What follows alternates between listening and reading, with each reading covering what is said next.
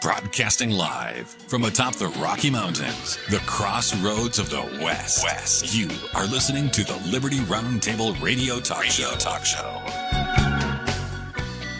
R.I.P. Alan Osman. Rest in peace, my dear brother. Casualty of war, cost of rubbers are up. Stolen art, you may say? The proof is on the wall. Amazon price fixing. Is that just allegations or reality checks? Is he just a drunk? We've got it all, and it starts now. Happy to have you along, my fellow Americans. Sam Bushman live along with Lance Migliaccio, well known as The Big Mig. TheBigMig.com. Check out his award-winning radio broadcast every weekend on LibertyNewsRadio.com. He also does TV. He's on X and Rumble and YouTube and everywhere. Truth Social, him and George Ballantyne. Lance Migliaccio, welcome back, sir. Hey, good morning, Sam. Happy to be here as always. Excited. Lots to go over. The price of condoms, they're up? No, say it isn't so, Sam. Hey, man, there's issues, then there's issues, my friend. I'm just saying. Now, R.I.P. Alan Osman, speaking of a contrasting story to the rubber story, the patriarch of the Osmonds passed away at 76 years old, Lance. He helped launch the family to stardom back in the late 60s, early 70s. He died at home. He was surrounded by family. He had MS for a long time, ladies and gentlemen, but that didn't stop him. He still rock and rolled. He influenced music. He was involved in charity work. He just did a phenomenal job. And I don't know Alan well, but I have had interaction with several of the Osmonds over the years. Man, they're just a class act, my friend. Yeah, that family was always really, they were good people, at least on everything I ever read about them. I never had any interaction with them, but I grew up with the Osmonds, as did so many of us in that age demographic. Sad to hear to lose a good one. I keep wondering, when do we lose some of the bad ones, Sam? What about George Soros? That guy's old as dirt. Why is he still around, buddy? Well, and even when he is old as dirt, even if he can't do anything, his son's taken up, and his son's even worse than he is, right? Yeah, there's no doubt. They're lucky I'm not president of the United States. They would not be walking around for very long. I don't even know how to respond to it, but I'm just telling you, the Osmonds are involved in charity. One of the unique things about them, they're not a perfect family. They've had their struggles and everything else, but all I'm telling you is, in my opinion, they literally stayed the course for their beliefs. When they were asked to compromise or whatever else, they're just like, no, not doing it. And they had enough star-stud power, if you will, Lance, which is interesting in my mind. Usually what they do is they just jettison you. If the Weinsteins of the world don't get their way with you, then they just ruin your whole life and career. These people were able to stay above the fray, live their lives, live their religion, stay family-oriented and everything else, decide which gigs they're going to take and not based on morality and everything else. And their careers weren't destroyed. Pretty impressive. Incredibly impressive, especially in the world of Hollywood. You know how jaded that world is. And morality, of course, Weinstein's back on trial, but morality just doesn't come into play. See, people are so desperate for stardom that they'll sell their souls. And many have. We see it now in the music industry. We see it, still in Hollywood. But I think, Sam, one of the things we have to really think about when it comes to Hollywood, AI's changing the name of that game. I think a lot of that may go away because, of course, they don't want to pay the celebrities. They don't want to pay the stars. The Osmonds were unique for that time period. They definitely were the cream of the crop as far as what their level of integrity was and what they delivered to the American public. And I just have to commend them. I still think they have a lot of value to play. I know some of the downstream family members from the core, meaning, nieces and nephews and uncles and aunts and different things, and they're making big differences too. Nathan Osmond is a well-known podcaster, and he talks about resilience in life and in business and stuff like that. He has an incredible podcast. Many of them are great singers still, and they perform and do a great job. And they use their family's money to really double down and do a lot of good charity work and things like that also. One of the interesting things, I don't know if you know the story of the Osmonds, man, but they made it big and then they went broke. And they literally completely melted down. And instead of just, caving and complaining and everything else, they just turned inward as a family, got together and said, look, we're going to beat this thing. We're going to pay everything off. They did, and they're doing well. I mean, it's a recovery story, too, in terms of finances and everything else for those people. It's a long story how they lost a bunch of money. I don't want to get into every detail. I don't mean to make it long and boring, but studying that story is really worth your time, people, because it's something to, I mean, resilience is for reals for these people. It's something important. All right, global condom prices way up. They're going to surge the blame, the Iran conflict, says, quote, condoms world top producer. I think it's Carrick's is how you say it. I guess it's based in Malaysia. And they say, hey, condoms are going up 20 to 30%. Why? Well, the CEO, Maya Kayat, I think is the name, stated that there's cost hikes in synthetic rubber, nitrile, foil packaging, and silicone oil, all necessitated the price adjustments. It's expected to come into effect within a couple of months here and everything else. And I'm just saying it's weird the things that get affected, Lance. You know, it is strange, but supply chains are like that. A lot of people underestimate how those impact, you know, the global economy. And of course, the Strait of Hormuz, you know, talk about a major problem. We thought it was open, then it was closed, and it's open, it's closed. I don't know. You know, there's a lot going down in Iran. There's a coup, it looks like. Supposedly the Ayatollah has been taken hostage. You've got the IRGC. You've got the Basij, which is that militia group that's extremely powerful and well armed.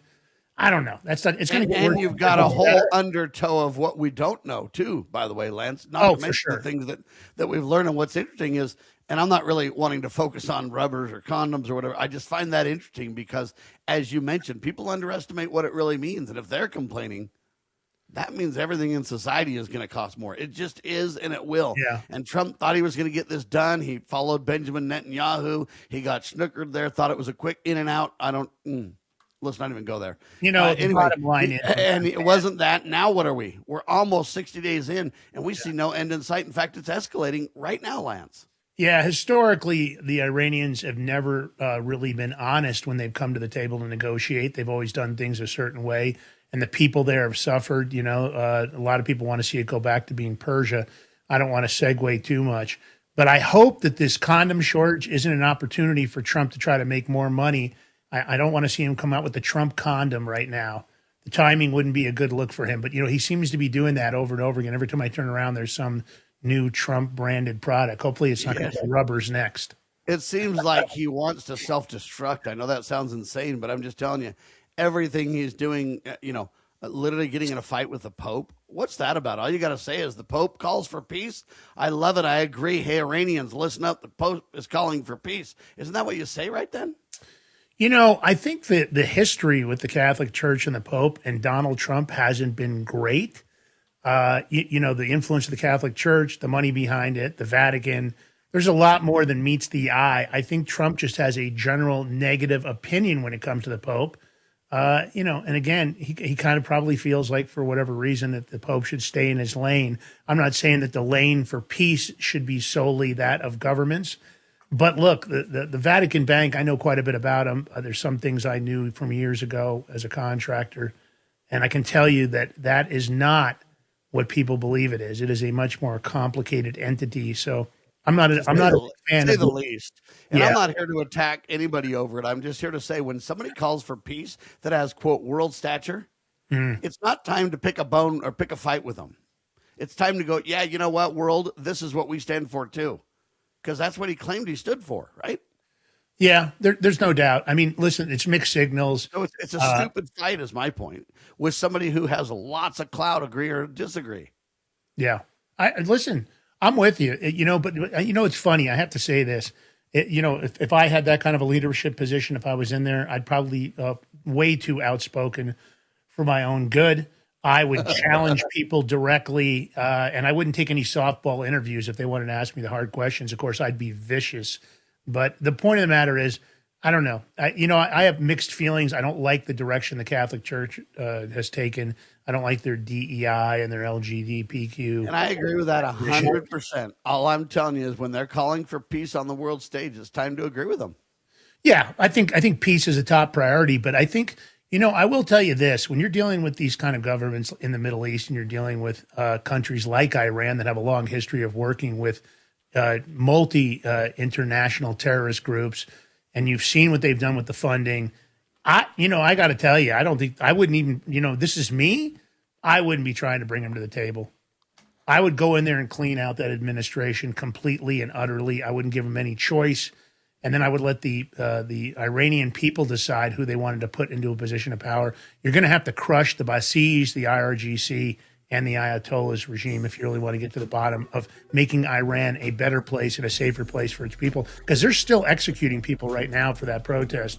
And I don't think you can really allow that. The Basij are out hunting them down.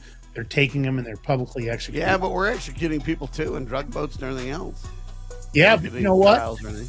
100-mile district. Hang on, everybody. Baby. Quick pause, ladies and gentlemen. You're watching Lance Migliaccio on Liberty Roundtable Live. Imagine a school where faith and integrity are at its center, where heritage and responsibility instill character, where educating both hearts and minds brings about academic excellence. There is a school in American Fork where character and embracing the providence of a living God are fundamental, where students' national test scores average near the 90th percentile.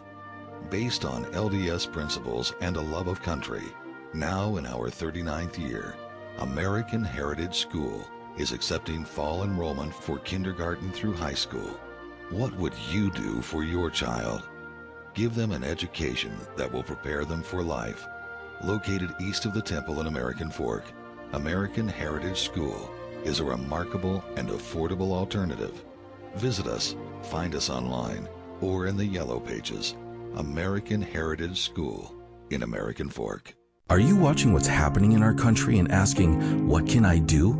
Join the John Birch Society in Salt Lake City, June 6th, for a powerful one-day conference. The day includes a host of respected speakers, 2 meals, and meaningful connections. You'll gain clarity on the issues and walk away with practical steps you can take to your community. Reserve your seat today at jbs.org/SLC26. That's jbs.org/SLC26.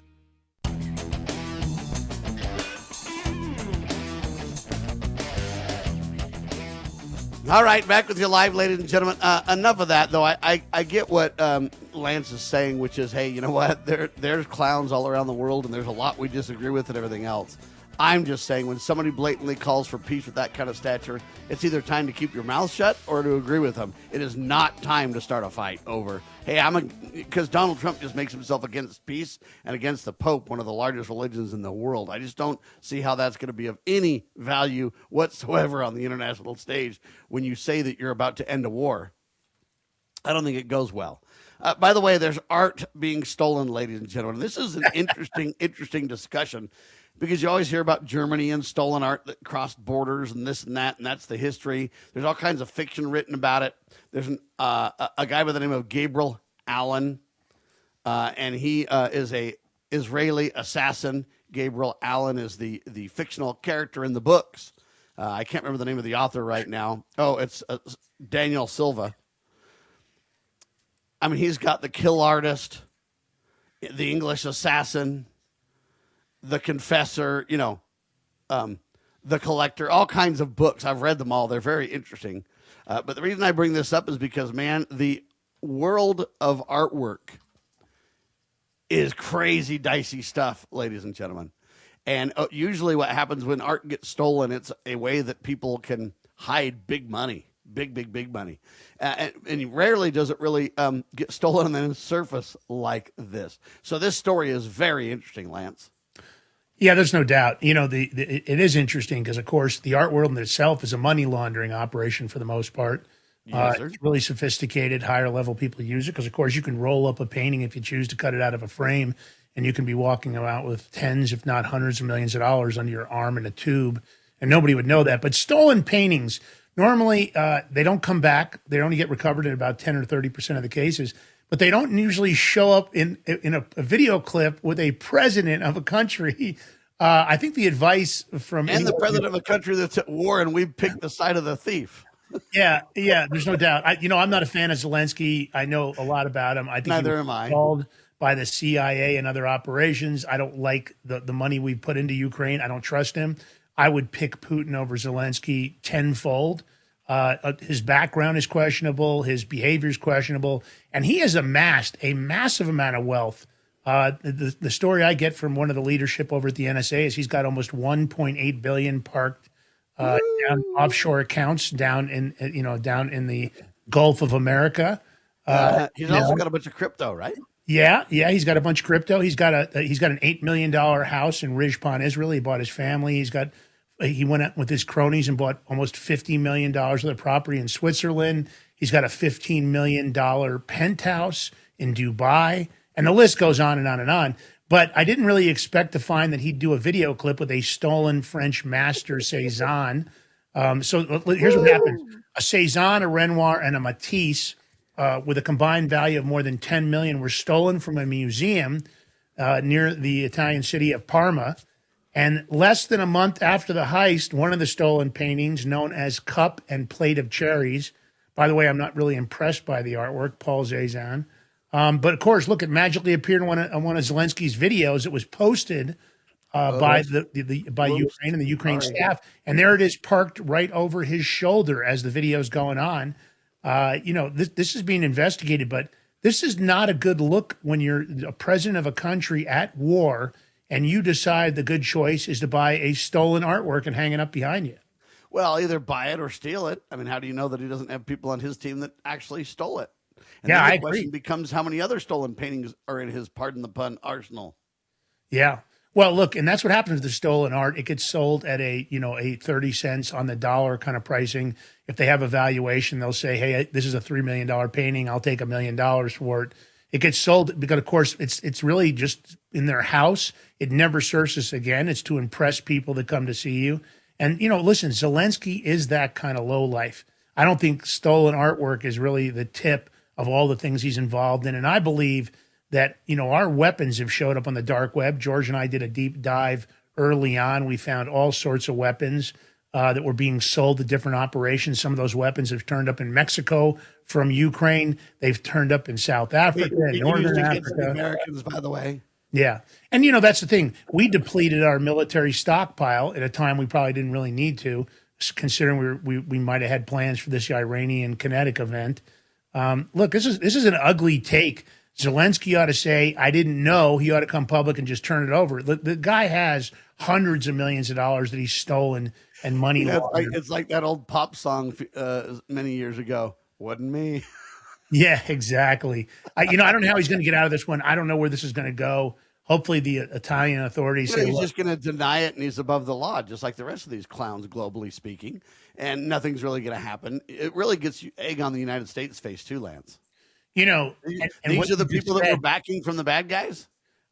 Look, I'd have to say that when you said globally, I'd have to say domestically and globally, this is what government leadership does in these countries. They believe they're all above the law. Our country's no different. Congress has proven it. Look at John Thune. The point of the matter is, I think this is a bad look. He ought to go public immediately. I didn't know. It was given to me as a gift. Deniable accountability. Turn the painting back over. Let them recover the artwork, and he should identify the people he got it from. I mean, look, I don't know how you furthermore go through his collection though, and make sure that we can know clearly. Hey, we've had a third party, evaluator confirm that this isn't a pattern. This is just a one-time weird thing. That would bolster his claim that he didn't know or that whatever. He could expose those who did it or those who sold it to him. He could prove his collection and say, listen, we've had a third party group go through this. We don't have any more of it. But right now I'm thinking he has a lot more of this. I think he's probably going to claim it's a copy. It's not the original. He'll make some statement like that. If he makes any statement at all, but I don't trust Zelensky. I never did. I don't like the Ukraine war. The CIA had been warned about their listening posts. The bio labs were there. I think it's a trafficking hub, a money laundering hub that's used by the deep state and many others. Ukraine has always had that flavor. I spent some time there years ago. It's always been a corrupt nation, and this is just more corrupt leadership, and it just proves what kind of a lowlife he really is. And it's sad that we decide that's who we want to back. By the way, these three paintings, they say, are a combined $10 million plus, just those alone?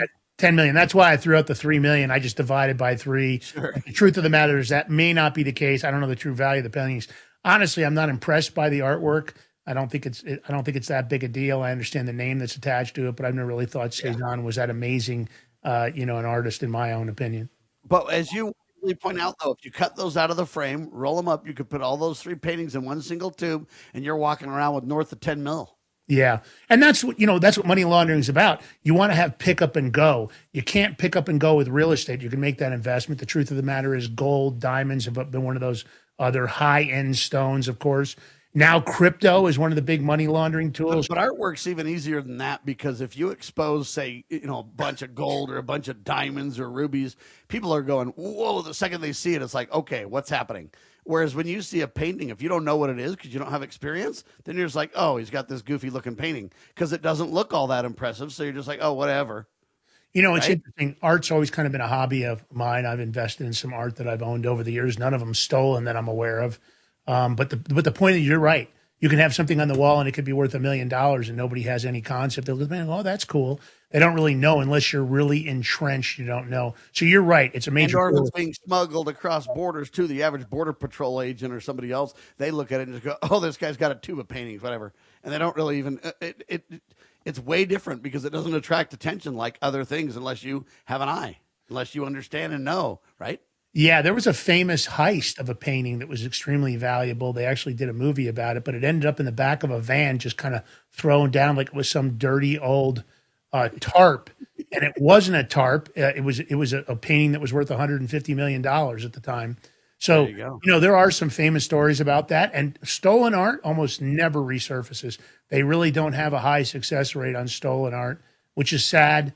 Because people lose the opportunity to see it. But, look, Zelensky has just proven exactly who he is, Sam, to everybody that knows about this story. Although I don't see mainstream media covering this much. No, they don't want to touch it, because then what happens is if you start exposing the illegal art trade, buddy, you're going down a rabbit hole like child trafficking kind of things. 100%. It's really that deal. And in fact, the two are tied together, just so you know. Sam, we can't talk about that. We will. We can. We will. Absolutely. We're not stopping. We're going to do it. We're going to tie Jeffrey Epstein into the next episode. That's it. About that as well. How's that? You know what? I think I saw Jeffrey Epstein in a video with Zelensky that he was hanging out at his house just a couple hours ago.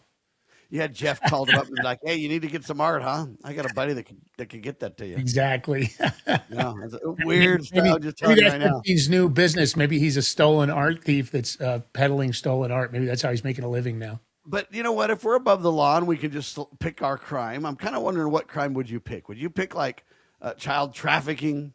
Would you do like, artwork theft? Would you do price fixing?